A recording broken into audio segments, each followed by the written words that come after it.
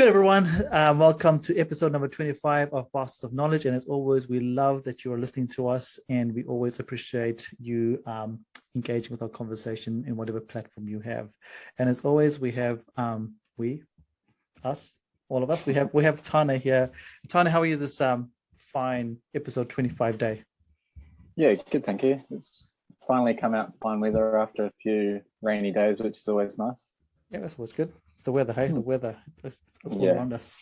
And as our listeners always know, regular listeners, we like to start our podcast with a bit of knowledge. So in the last week, what I learned about was, we all live and work in a place that is very different, but in the end of the day, it's very, very similar. And what I mean by that, a few days ago, we had this amazing opportunity to speak to have a corridor and talk about some questions that young people have, some older young people have. And the questions that they have are the same questions that everybody has. And it was really awesome to work with other universities, other tertiary providers to talk about the ways they do things differently. But at the end of the day, everything's the same. So, my biggest learning here was that, we work in a world where everyone's like, oh, you've got to be competitive. But actually, hey, working together is the best way forward. So, yeah, you've got your individual goals, but working together is a great way to go. Tanya, do we have you back? Do you want to keep on telling us what you learned? Because you cut off there with your Wi-Fi, I think. Oh, yeah. All right. So I learned more about my warden and subwardens, which is really good to start getting to know the team. But it's also been good to learn how my subwardens handled situations and why they handled it in certain ways. When you see it from a student perspective, you don't always understand why they're doing it the way they're doing it and why they're taking these precautions. But now seeing it as a subordinate, I understand, oh, that's why so-and-so helped me this way and didn't do this or that, so understanding the actual procedures behind why things happen the way they do. Yeah, awesome. Tanya, what's a subwarden? I don't know. I live in Alaska. What is a subwarden? So a subwarden is a pastoral care person within the halls of residence. So we look after the first year students that come to the hall and just provide them with support and just allow them to do the things they want to do in the university, but also creating a safe environment for everyone to feel welcome in their first year. Oh, awesome. Thanks for that. Because as being in Alaska, I have no idea what a subwarden is, but thanks a lot. I'm not in Alaska though, but anyway, awesome. So that's enough of us. As always, you're here to listen to our guests, and as always, we try and bring you some amazing young people from around the world, hopefully, and around the country. Today, we have another amazing person, and her name is Savanah. Savanah, welcome to our podcast. Thank you for having me. No worries. Thank you for joining us. Savanah, do you want to tell us and our listeners a bit about you, where you're from, and what are you currently doing? Kia ora, everyone. I'm Savanah. I am a 20-year-old from Taranaki who has just recently become a registered nurse. Oh, awesome. So, congratulations. That's very, very exciting. That's very exciting. Thanks for joining us. Savanah, when did you graduate? When did you finish up? I finished on the 17th of November last year. Awesome, yeah. And then when did you start working? I started working a month ago. Oh, wow, that's pretty exciting. Was it pretty hair-raising for you between you finishing up and starting your job, or were you looking forward to it? Well, it took a month for our state finals results to come out. Yeah. So for about a month, I was just like sitting, waiting, like dreading our results. But as soon as we got our results, I was like, wow, this is a dream come true. My life is just beginning. Oh, well done. The one thing I want to comment about, Savanah, is for our listeners who can't see this, and those of you on YouTube, you will see that Savanah has an amazing background. There are amazing plants around you. Tell us about them, Savanah. Have you always been interested in plants, or is this just something that's happened over the last few years? I've kind of always liked plants and outside and nature and that kind of thing. Like growing up on the farm, you kind of have no choice. Yeah. But the houseplants is definitely a new thing. I feel like as the trend of houseplants started, so did my passion and desire for it, and I definitely have a green thumb, so working well for me so far. Yeah, and how many houseplants do you have? I mean, I can just see quite a few there, but I'm sure there's a lot more hidden around. Maybe like 40 or 50. Amazing, absolutely amazing. So you're always getting fresh air? Yeah, definitely. Oh, awesome. Appreciate it. It's a great place to start to segue right into where you started. I guess you said you were raised on a farm. Yeah. So where was this farm, and what was it like, for So you? I now live back on the farm as well. So we are in Taranaki, New Plymouth, and then I live 10 minutes out of the CBD, so in a place, Owakura. We're on a dairy farm, got 550 cows, about 80 acres. And my whole family actually lives on the farm. Oh, wow, that's pretty exciting. Yeah. That's pretty. So as a young person growing up on a farm, you were obviously introduced to the farming life, and that was a world that is part of your circle, I guess. Did you ever think about maybe you want to just work in the farm? Was that ever an option for, or were you like, nah, this is not my jam? No, it's not for me. I have this weird saying where I like animals more than I like people, and that's why I'm a nurse, not a vet. So seeing the real life aspects of farming kind of isn't for me, but it's definitely for someone else. So yeah. And I asked that question because lots of people that I meet along the way that have grown up in a farming community, there's an external expectation that the young person will come back and do something with the farm, or work in an industry that's related to agriculture or one of those primary industries. Was that ever something that was in your family, or did they go, hey, you do your thing? Our kind of like farming dynamic is a little bit different, I suppose. My mum's one of 6, so there are 4 brothers and 2 sisters. All of us live on the farm. Papa still runs the farm, but he decided to lease it out when we were all, well, I'm the oldest of the cousins, so when I was like 5 and there were like maybe one other cousin was born, and he leases it and someone else milks it for him now. So it was kind of never an expectation, but it was always an open opportunity to take it over if we ever wanted to. Awesome, Yeah, and that's awesome. And I guess that's pretty cool that you had the best of both worlds. I guess you'd live in a farming community, but you don't have that expectation. And the other thing is, for our listeners and for our viewers, is Savanah also identifies as Māori. Yes. And do you want to tell us a bit about your Māori heritage and how you identify as Māori? Yeah, well, my journey as being Māori is quite different, I think. However, I've also met a fair few people who have had a similar journey and experience with their Māoridom as I have. So my dad is Māori, his dad is Māori, and his dad was in the Māori battalion. So we've got the intergenerational Māori being kind of whitewashed by my mum and her parents and things like that. But we didn't grow up Māori. I didn't get told I was Māori till I was in intermediate, maybe, when I was like filling out paperwork of what ethnicity you are. I have this story about my great-granddad, us not knowing that he could speak Māori. Oh, wow. So throughout my whole life, it was just English. He was quite obviously brown, and I'm quite obviously not. Thanks, Mum. And it wasn't until we went to a funeral or something, we were all sitting in the back of the car, and one of his cousins or aunties was talking to him in Māori, and we all turned around like, what's going on here? How have we gone our whole lives not knowing that you could speak another language? And it was just the trauma.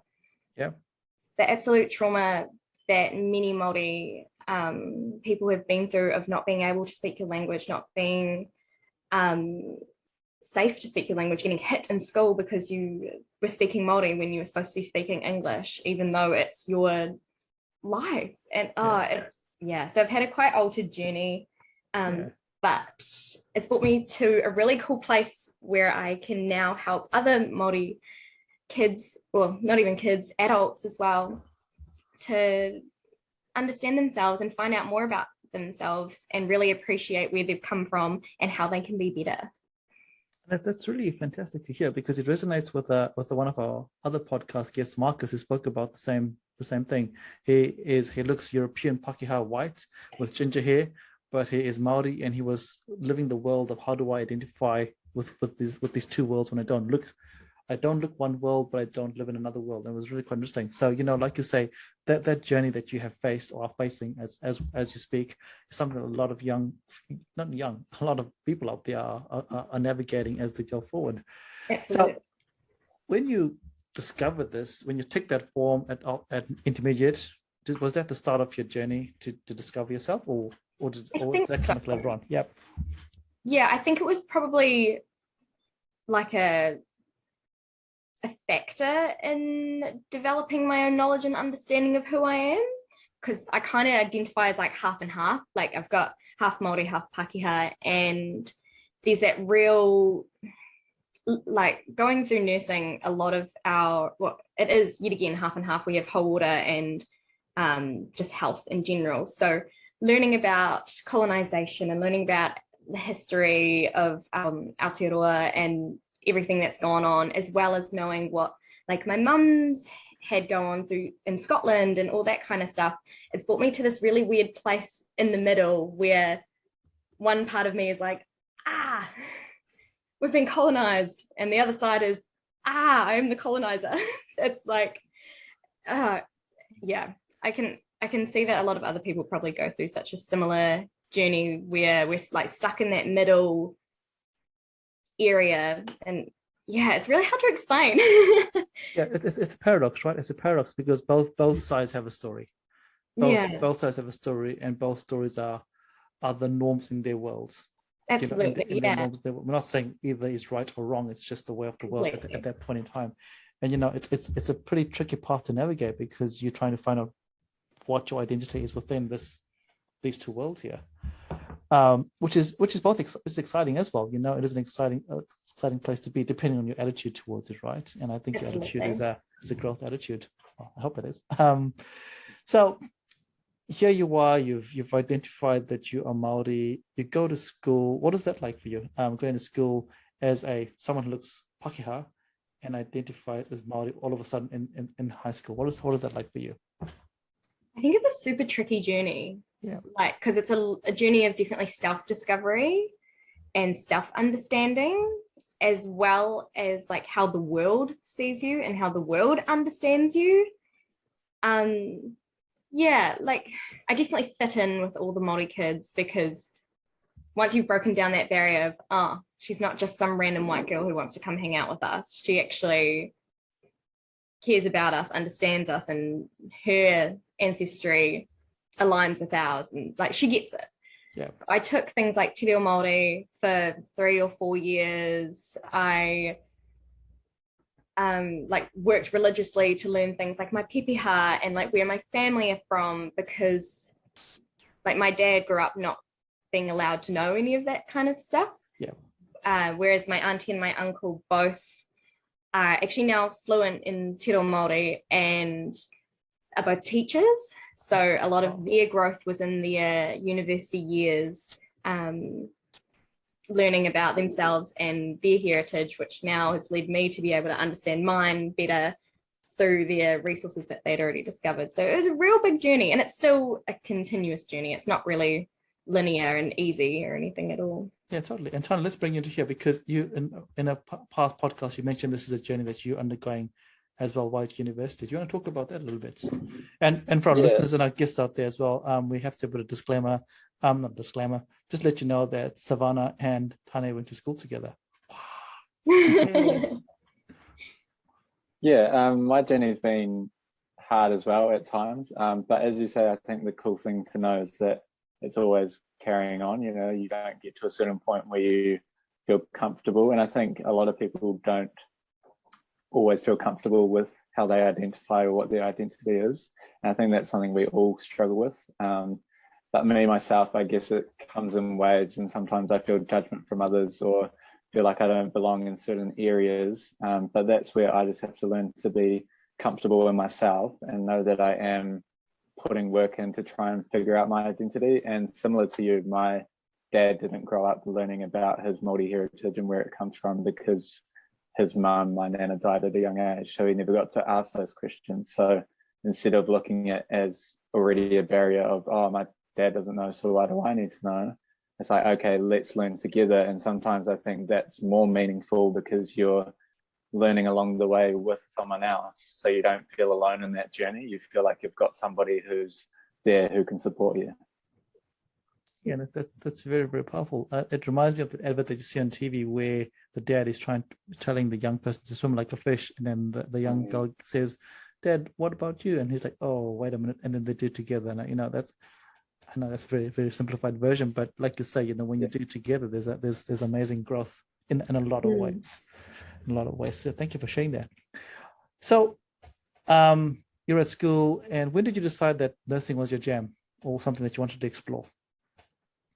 Well, I never wanted to be a nurse. Yeah. What are you going to be? Let's go back. Let's start back. Let's go back. Right. Cool. What did you want to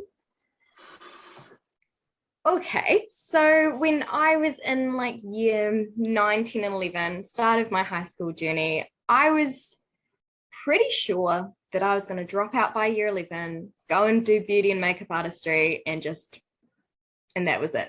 Yeah. And that was going to be my whole existence, my whole career, because it was something I enjoyed. It was something you could make money from. And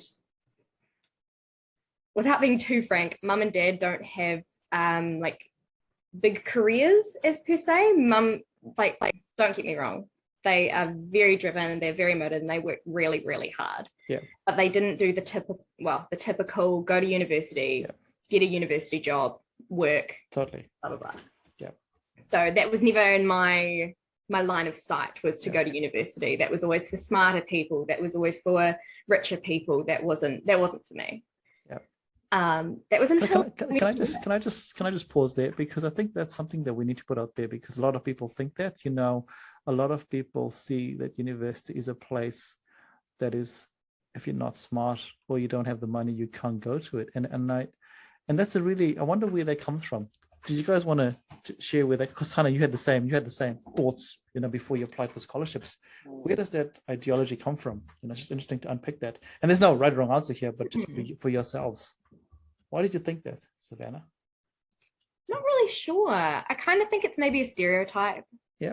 And there's and a lot of that came from high school. Yeah. And it was probably, for me, who the teachers chose to talk to about university.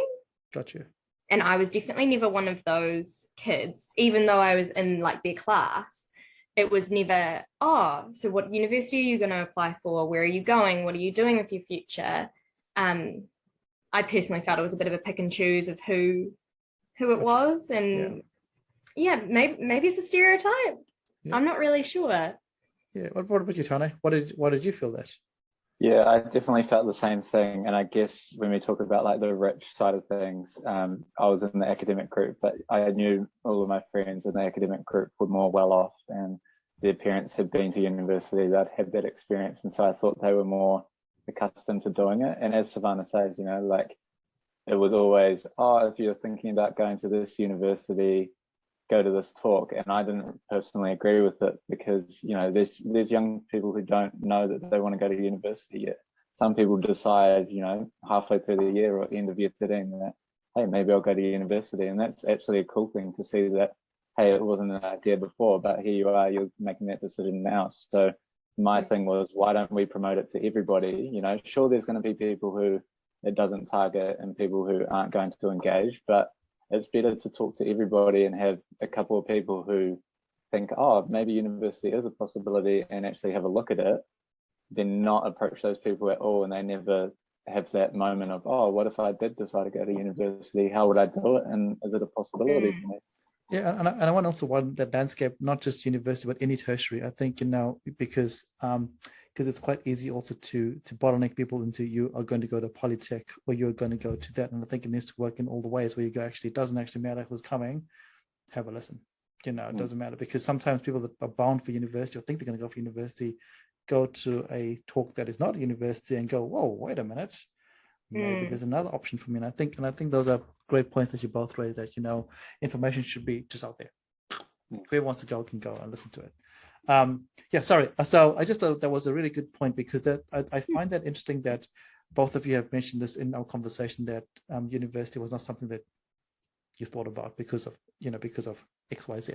So come back to you. So here you are, you think you're going to be going to make some money because you're going to be beautiful beautician making some amazing money with some wizardry and being a social influencer. And I'm just kidding. Could have been. You could have, right? So what happens then?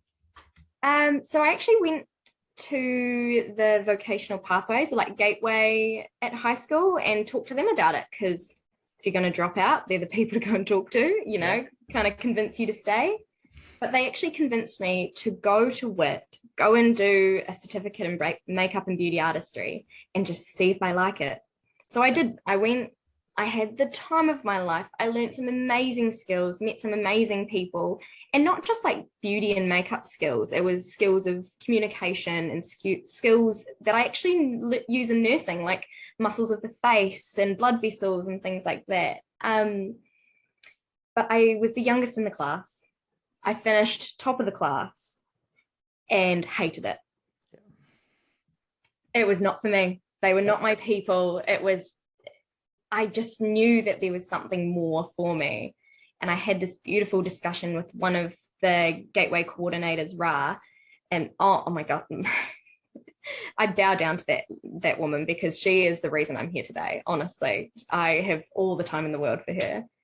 And we had a conversation about, okay, not to make it like makeup's here, nursing's here, but like, what are the steps to develop upon like the beauty and makeup artistry? So we broke it down to, why do I like it? And it was a lot of helping people, making people feel better about themselves. And then we kind of branched that off into other careers and came to cosmetic nursing or cosmetic medicine. Yeah. And that's kind of where the journey started. I then went and did cosmetic medicine placement at a skin clinic in Taranaki, and loved it. But also, you're dealing with a very specific client base, as you can imagine. Some amazing, beautiful people who just wanted to be pretty for their weddings, but also some very entitled, very different people to me. And that kind of led me to do nursing. Yeah. How did you go from that to nursing? How did you go from that to nursing? What is the moment where you go, actually, nursing is the way I want to go? And why was it nursing? And why was it not something else, I guess? So cosmetic medicine, so her career was nursing. Yep. She worked in a cosmetic medicine nursing capacity underneath a plastic surgeon. Yeah, awesome. Because I got a scholarship to go to University of Auckland, kind of what Tane did in Otago, I think. And we went up there for a week. I learnt about lectures and the dynamic of Auckland, and stayed on the marae and learnt so many things, and really, really didn't like it. I really didn't like it. Everyone, I feel so bad, but everyone was so sad and so boring and so mean. And I was like, this is not my place. This is not the place to be. I enjoyed it. I had an amazing time with beautiful people, but it just was not the place for me. 100%, yeah. And it's great because you discovered that before you made a commitment. Oh, absolutely. Yeah. I kind of found that out in the beginning of my last year of high school. Yeah. Which was pretty awesome. Which actually then led me to leave high school to go to university and do nursing.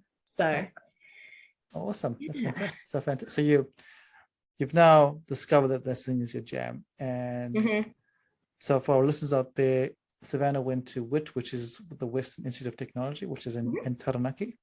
And what was that like for you? So you leave school in your year 13 year, you don't complete year 13, and you complete year 13? Or I did. So awesome. I completed NCEA the year before I was supposed to. So in year 10, I did year 11, year 12, and so on and so forth. So a very clever person, in other words, for other people out there here, or academic, very strong. Here. So off you went to do that there, and what is that like for you on day one when you? Because obviously, I guess you've been to it before to do the beauty and makeup, so it wasn't a big for you, was it? It wasn't as scary because I had that little experience beforehand, and what actually set me up with a bunch of open days, and then a nursing open day, and then a like taste and tester, and then a Waiora open day. And I think I went maybe 6 times before I actually went to my first day of nursing. I was getting pretty comfortable by then.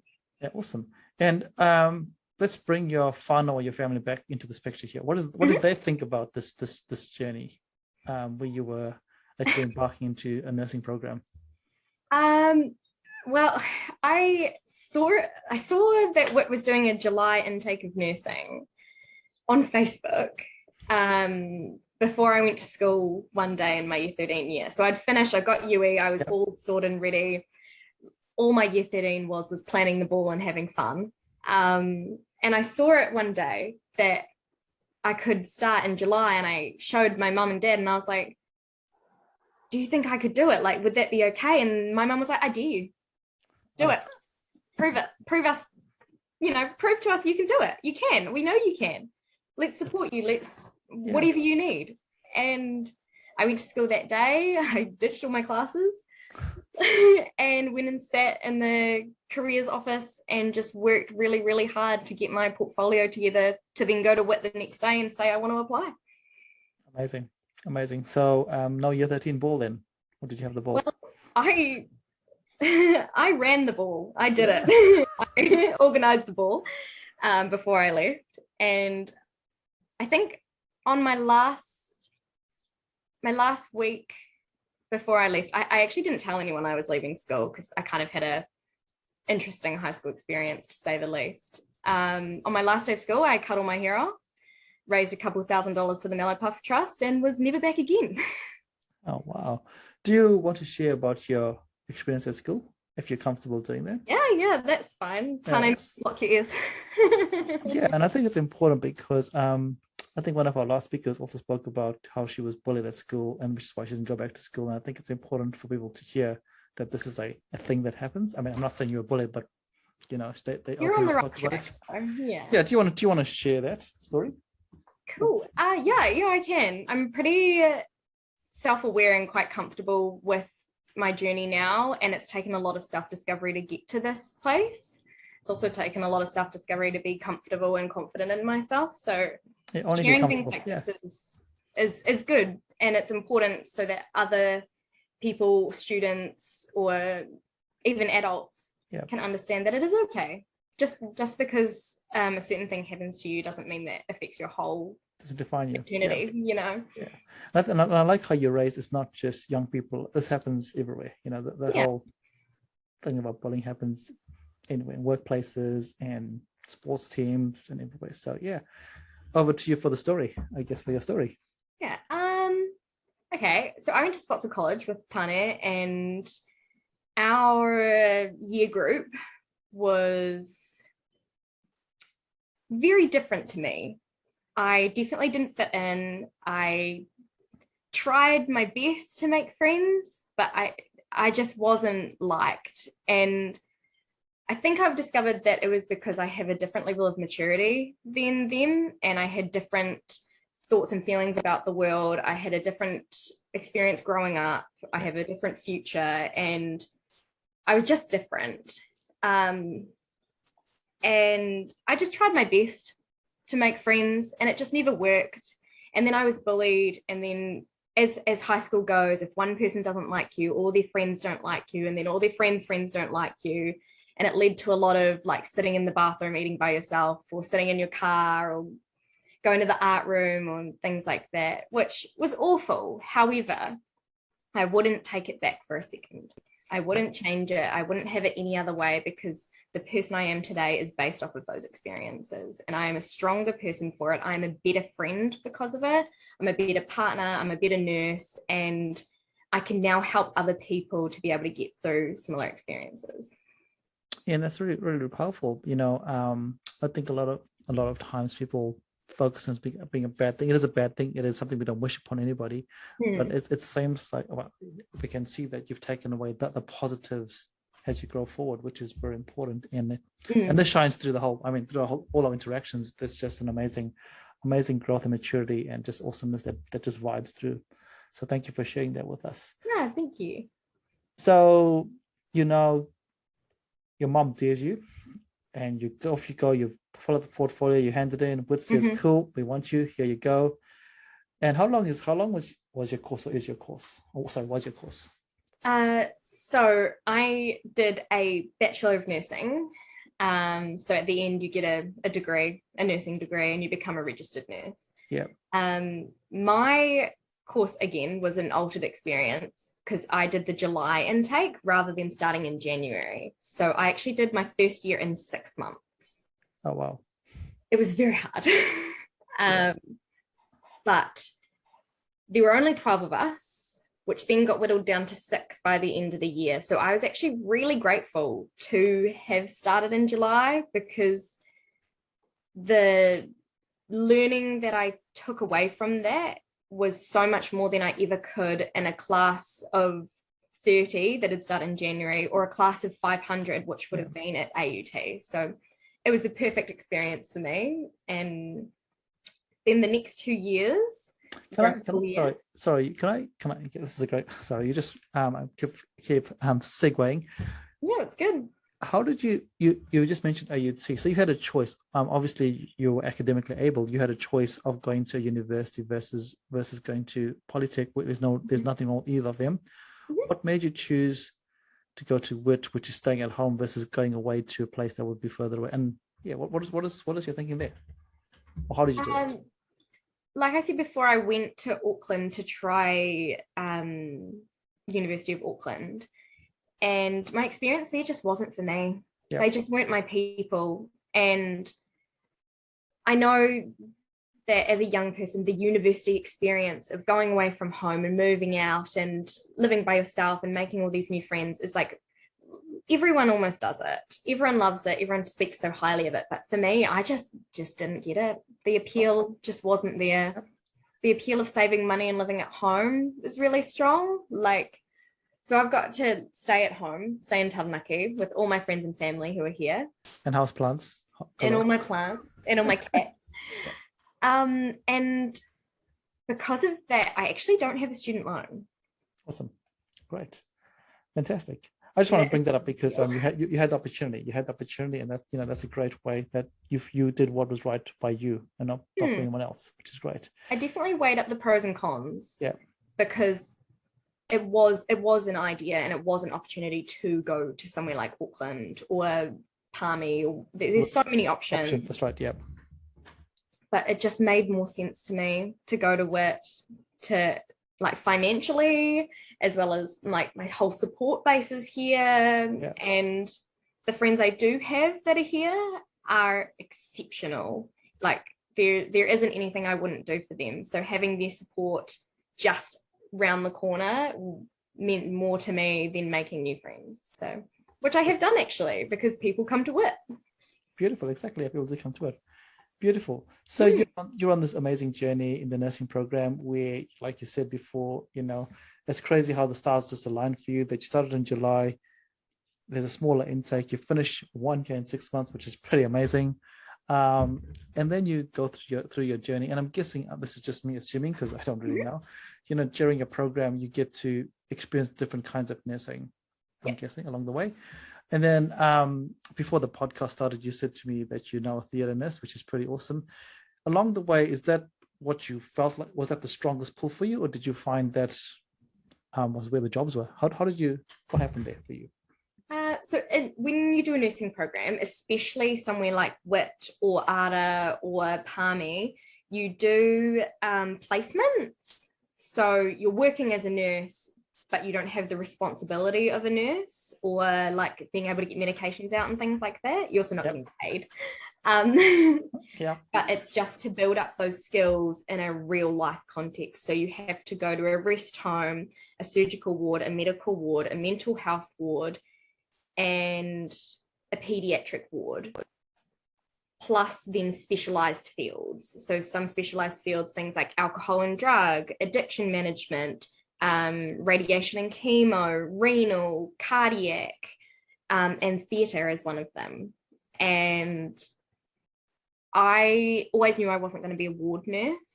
Some people are, my best friend is, and it's so for her. And we're so lucky that all nurses have different specialties and different skills. But for me, theatre just felt so right. And I've tried to explain it multiple times before, but just in my heart and in my gut, I knew that it was the right place for me. It was organized, it was a routine, it was such a specific skill that you can hone in on and develop, and every day is different. And it's just it aligns with me so well, like so well. And it makes me really happy. And that's my big thing, is that no matter what you do, you have to be happy. No matter what it is, as long as you're happy and not hurting people, that's all that matters. And I love it. Yeah, it's beautiful. It's so obvious that when you're speaking of your role as a theatre nurse, the happiness just comes right through. You can just feel it. Like for someone who's just listening to this, you can feel that happiness. And that's really awesome that you've got that. So when you were doing your placements and you're in theatre, was there any, I don't know if you'll to share this, but any cool experiences you're like, whoa, I did never think I would have this in my life? Was there, I'm sure this happens all the time, but anyone that just stands out for you? My favorite, I have two favorite experiences. One when I was a nurse and one when I wasn't. Let's start when you weren't a nurse. Let's start with when you were. I wasn't a nurse. So at high school, I did a program called Accelerator, which I went to Southern Cross Private Hospital. And it was like once a week, we got talked to by a different medical profession. So we had a nurse one week, and then we had a surgeon one week, we had a dentist and a radiologist, and it kind of followed along for 10, 15 weeks. And one of them was a doctor and a nurse combo who worked at Southern Cross doing theatre. And this is my first experience with theatre, because I've never had surgery, never had anyone have a major surgery. And I was just infatuated by them. They were just the most interesting, incredible people. I was lucky enough to be relatively confident at that point and ask heaps of questions. And I asked questions upon questions. We then did a practice surgery. So the doctor actually bought a fake, like big leg and hip fake bone thing. Yep. With joints and everything. And we got to use the actual theatre equipment to do a mock knee replacement surgery. Oh, wow. And I was just like, my jaw dropped to the floor. It was the most amazing thing. Like, I can't even put words to how incredible it was to be able to do that and see what my life could be. And that really like ticked the box of, this is the kind of nursing I'm going to do one day. That doctor then messaged me and asked me to come and stand in his theatre. So I wasn't even a nurse. I was just like a random high school student, because him and his nurse liked me so much. They got me to come into Southern Cross.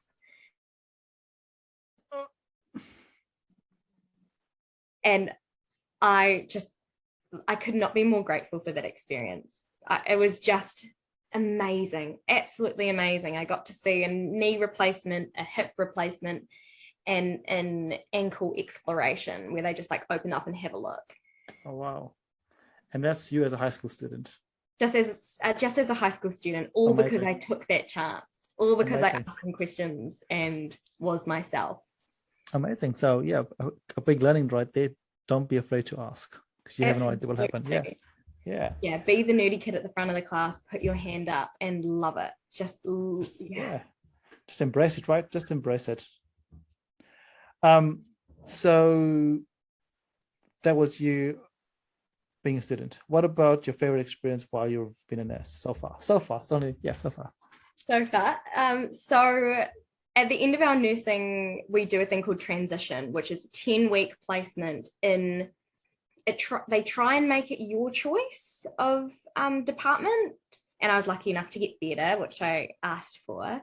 So I got to actually do some things. I got to scrub in and help with the surgeries and do the paperwork and that type of thing. But my favorite experience, like, it's not my favorite for the patient. Like, I'm bless them. Like, I hope they're doing good. But interestingly for me as a nurse, it was an above knee amputation. Oh, wow. So I got to hold a leg detached from a human being. Oh, wow. And it was just overwhelming to see surgery. So we had an orthopedic surgeon, a vascular surgeon, which is like veins, arteries, nerves, that kind of stuff. And then a cosmetic surgeon to do all the like really pretty stitching to make the stump look presentable. Yeah. After having it cut off, that's the least we could do. And the teamwork, the teamwork was the biggest thing for me, but the actual physical leg was pretty cool. that is pretty cool. Wow. Wow. Whenever I talk about this, everyone's like, "You're crazy." That's pretty. That's pretty. I think that's pretty cool. A lot of us are never going to be privy to be in a surgery in our lives, and in terms of what you are, we might be in surgery the other way around. So it's pretty cool to hear experiences, because there are experiences, and some people will love them and some won't, which is why some people are nurses and some are not. That's the way the world works. I think it'll be pretty amiss for me not to also mention the role that Waiora has played in how you've gone to where you've gone to. So for our listeners, Waiora is a fantastic Māori organization in Taranaki that basically just try and encourage young Māori to look at the health sector across the board, and they work in schools across the Taranaki region. They do lots of amazing work, and this is how both of you have come across them in your different roles. How did they have an influence in your pathway? And we'll go to both of you actually, because they influenced you both. We'll start with you, Savanah, and then we'll go to Tane. So I went to one of the like Waiora meetings at high school, I think in year 9 or 10. I think it was actually Tane and I, maybe just us. And they just talk to us about what they do, who they are, what their role and goal is for us. And for me, I was like, nah, that's fine. You can choose someone else, like you don't need me. I'm not Māori enough, which was one of my big issues to have overcome. But I had Mitch and Carla sit me down and be like, look, we really care about you. We really want to look after you. We really want to help you develop a love for medicine, maybe. So I went to lots of their like open days and days where they'd take us to like the stadium, and there were little like booths about science experiments or universities and this, that, and whatever. And the more I went to that, I think the more I learned, and the more my outside world grew and helped develop my nursing passion as well. But Waiora have been there like on my hip this whole time, no matter what I needed, whether it was emotional support, financial support, encouragement, an advocate, someone to write me a really great reference. They've always just been right there on the sideline, like cheering for me, no matter what, no matter if I made huge failures or was beating myself up for something, no matter what, they were just right there cheering me on, encouraging me, and I'm eternally grateful for them.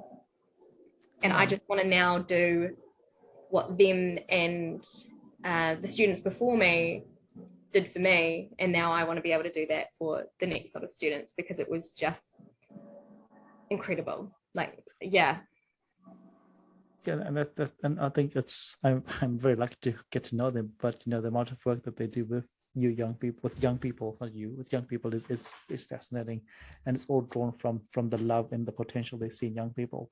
Tanya, what about you? Because like I said before, Waiora working with people that are looking at the health sector. And, we've spoken before about you may want to be a physiotherapist, but you're not doing that right now. You're working in a whole different area, but they're still a part of your story. Do you want to share your story with your Waiora link? Yeah, definitely. So similar to Savanah, I went to the workshops and got involved and stuff like that. And it was good to get a different perspective. I think it was really meaningful to actually step away. And at times I did feel a little judgment because I was the only Māori student up in the top academic. So it looked as belittling, to go to these other opportunities. But it's something I really grew from and something that I saw really valuable the more I'd done it. And so what was really meaningful for me was in year 13, being able to have a placement with physios at the hospital, because obviously that was something I was passionate about, but I didn't have any family or friends who were physiotherapists. I didn't have that opportunity to see what they'd done. And so having a look at the different areas you can specialize in physiotherapy was something I never knew up until year 13. So looking at those opportunities, I was really grateful to have a look and see that there was actually different areas of physiotherapy that I was passionate about. You know, I'd always looked at sports physiotherapy and thinking that that would be my avenue if I was to take physiotherapy. But doing the placement, I actually found that my favorite was rehab and seeing people, you know, come back from strokes and, you know, go from a place where they couldn't even stand up by themselves to being able to walk by themselves again. So now that I've moved and transitioned to exercise and sports science, that's probably still the field I'm really interested in, and it all stems from that one placement that I had. And as you say, they still support me, and I think that was really cool to see that, you know, even though I changed my mind and decided I wanted to do something different, they were like, okay, that's cool. You know, how do we go about it? How do we go from here, and where's that going to get you? You know, they didn't worry about, oh, you shouldn't be doing this. Oh, we've helped you in this area, so this is where you should go. It was more about, okay, cool, you've made that decision. Let's just make sure we're not setting you up to fail. You know, let's make sure you still have the right things that you need in order to go and take that journey. And so it's really good every time I'm back in Taranaki. I always catch up with them, and you know, they always check in, see how I'm doing, if there's anything I need, and that's what I'm grateful for. You know, understanding that they're still there. You know, I've left high school. You know, they don't have to necessarily check in with everybody, but they do, and that's what's really meaningful. Is, you know, when people go above and beyond their job description and their pay, you know, that's where people give back, and that's where the real value comes from. Yeah, that's really, really fantastic that you both shared that. And I think the bigger picture from both of you there is that, number one, you both took the opportunity to go to this chair. Yeah, you know, you could have easily gone, nah, because it's self-selected, right? You don't have to go if you don't want to go. But if you went along and you did your thing, and Savanah, you're like, yeah, this is not my jam, I'm Maori enough, but yet you still carried on. And Tana, you mentioned that, you know, you felt like, oh, I'm the top Maori, why am I doing these other things here? You know, you both could have just been like, nah, see you later, thanks for coming. So you know, it's awesome that you both took up the opportunity. But knowing you both, well, I've just met you, Savanah, but from what I can gather is you both, and I know Tana really well, that you're both not afraid to ask questions. And I think that's what I think we need to put out there, that when you're asking for questions, people think that questions is only about help, but it's not only about help, it's about learning. You know, when everyone goes, oh, yeah, you should ask questions when you're stuck, but you don't have to ask questions when you're stuck. You can ask questions when you're actually well ahead and go, hey, tell me more. So, you know, those are two big things that I think I want to take from your story there. But also the bigger thing is that there's always people around you that are there to support you if you are willing to let them, you know. And you know, Waiora have done that for you. I'm sure there's a lot of other structures out there that have helped you, but I think Waiora have been there for you both, and I'm sure all of us can access something like that because it is available if we look for it. So well done to both of you, and thank you to Waiora when they listen to this podcast, because I know they will. Absolutely, yeah. So we've almost been chatting for an hour, and I'm sure we could keep on talking. So what now for you, Savanah? What's you're a theatre nurse, you're enjoying that, and if you were going to paint a picture and say to you, here's a vision for you in the next 5 years, what would you like to do with what you're doing? Because there's intermingling of your awesomeness to be a theatre nurse, which is what you're doing, plus your Maori heritage, plus you want to help people. How does that work in your sphere of influence, I guess?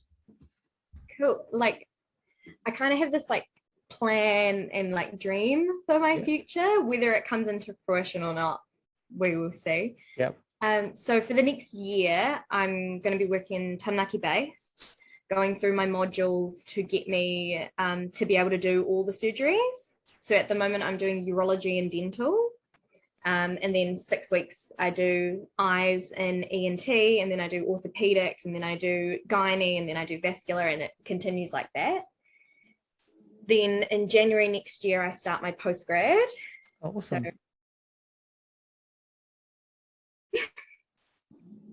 And then by then, I want to be building my own house. Oh, wow. I'm going to make a conscious effort to apply for a te reo night class at WIT. Not only for myself, and it is quite selfish, but have things like names and not necessarily needing an interpreter. Like that's kind of one of my big things is making people feel comfortable, being able to explain medical procedures in not necessarily in layman's terms, but in a way that is swallowable and understandable for them to make an informed decision about their surgery in their future. I want to go to Dunedin because my iwi is Ngāi Tahu. So I want to go back and meet some people and learn some things. One of my girlfriends, she's also from Ngāi Tahu, so we're going to make a trip down there. Yeah, I want to learn to live off the land. I maybe won't stay at the base. I kind of want to develop my nursing skills to allow me to do bigger and harder surgeries, maybe like cardiac or something in Waikato or Wellington. But just take every moment as it comes and be happy, you know, look at my opportunities, be grateful for them and see what fits best. Awesome. And I really love that whole list of awesome things that you have planned for, but I like how you put it right back to actually let's just live in the moment and see what opportunities arrive. Because, you know, a lot of us will live in this dream world, live in this vision ahead. We forget what's happening in front of us, and then you missed opportunities because you are so fixated on one thing that you forget about the opportunity that arrives. So that's really awesome that you brought that right back round. Like beautiful to have these big dreams, but the reality is I want to live week by week. I want to spend beautiful moments with my friends, make these beautiful memories, learn things, try things, and just ultimately be happy and look after my mental health, because at the end of the day, it's my life and I'm the one that's got to be happy and live it for me. So, yeah. Yeah, that's a beautiful segue to my last question that we ask all our guests. The title of our podcast is Baskets of Knowledge, and every podcast we have recorded, we always ask our guests to give us a pocket of knowledge that they'd like to share with our listeners, and also with Tanya myself, I guess. Is there one thing or a couple, maybe two things that you'd like to think are great pieces of knowledge that we could put into our baskets? Oh. This always stumps everybody though, so you're not. Yeah, my biggest thing is be kind. You never know what someone else is going through. You'll be pleasantly surprised to understand that a lot of people are going through exactly what you are, even if they don't look like it from the outside. So always be kind, always try, give people a chance. And my other big thing is be happy. Your whole life is for you. Like when it comes to like changing careers or leaving friends or changing partners, moving towns, no matter what, it should be all about you.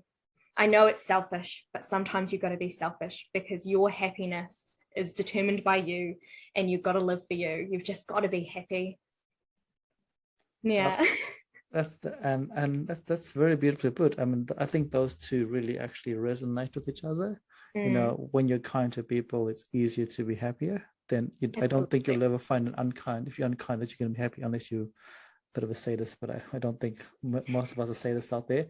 So, you know, those really tie in really well there. You know, be kind and be happy because you're living the world for you. And when you're happy, it's easy to be kind. Absolutely. You know, so that is a fantastic way to end our podcast. Savanah, thank you so much for being on our podcast today, and I'm sure our listeners out there have learned a lot, not just about nursing, but also about the story that you shared about, you know, that high school was a bit tough for you, but you went through that there, about identifying your Maori world and your Maori side, and how that has changed your journey a little bit, or not changed your journey, built your journey, and also how you've discovered that, hey, you know, there's a pathway for everybody, and the pathway, you know, you wanted to be going to beauty and makeup, and you gave that a go, wasn't your jam, but it didn't stop you from trying to do something different. But the biggest thing that I think is a big takeaway is that there were people in your life along the way, like you said, Ra, the person that spoke to you and gave you some advice and got you to where you are. People from Waiora have spoken to you, and I'm sure lots of others who have mentioned there are people out there that are influential in your world, and I think that's really important to share and think about. I think that's a good place for us to end. Tanya, do you want to add anything to this podcast before we end? No, it's been good to just talk to Savanah and catch up with her after a couple of years after high school. But it's good to see that you're doing well and that you have found something that really makes you happy, because I knew there were tough times during high school, but it's good that you didn't let that stop you from going out and achieving what you've wanted to achieve. Oh, thanks. Awesome. Good to see you thriving as well. It's awesome. Thanks. All right, all our listeners out there and our viewers out there, thanks for listening to this podcast. And as always, feel free to share it with people around you. Feel free to leave a comment, because we love comments, only nice ones. I'm just kidding. Anything you want to say. Take care, be safe, and don't forget to fill your basket of knowledge. Thank you, Raj. Bye.